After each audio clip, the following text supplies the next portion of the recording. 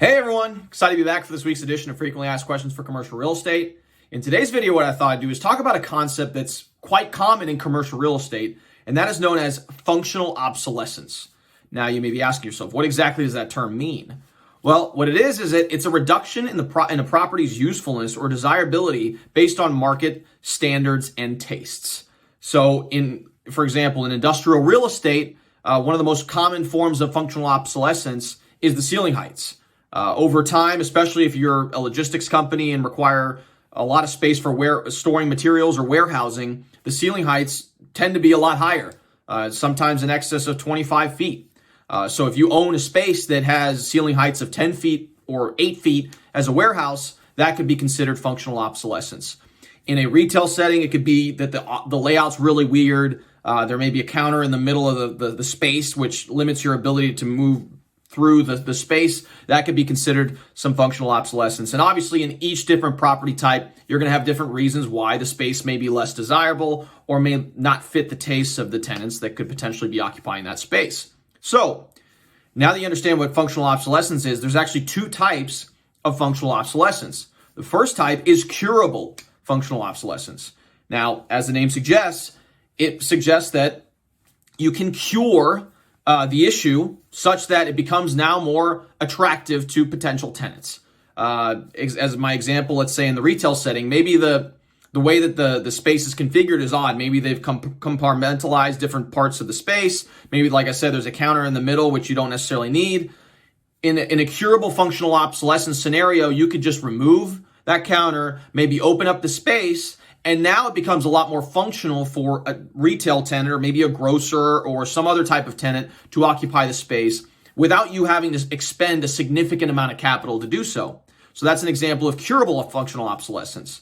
The other side of the coin is incurable functional obsolescence. And that's similar to the example that I gave for an industrial property. So for example, if you own a warehouse that has 8-foot ceilings, so there's really not much clearance on the ceilings, it's not going to be very useful for a lot of different users, in particular if you're targeting logistics clients.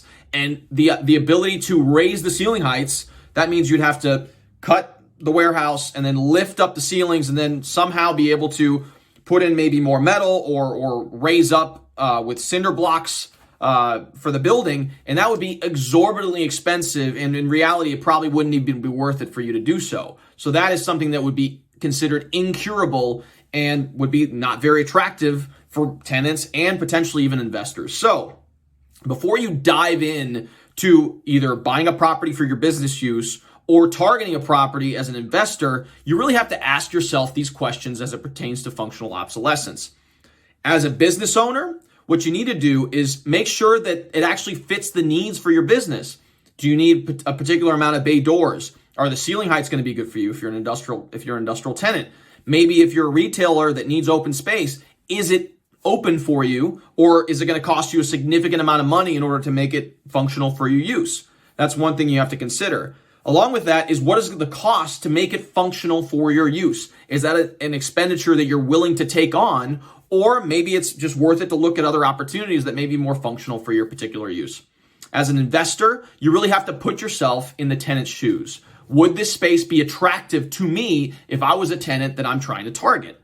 Not only that, but are other properties in the area that are similar or maybe very attractive to a tenant the same as this particular space? Or what is it going to cost me in order to get it so that it's very similar to these other types of properties? So those are the type of things you need to think about as it pertains to functional obsolescence, whether you're a business owner or investor. I hope you gained some value from this video. If you did, feel free to like, share, and subscribe to this channel. I love providing awesome and engaging content related to commercial real estate. If you're in the market to purchase, lease, or sell commercial property here in the Louisville metro area, I'd be happy to help you do so. If you want to, feel free to reach out to me. My number is 502-536-7315, or you can reach me via email at Raphael@grisantigroup.com. All right, well, we'll see you guys next week, and see ya.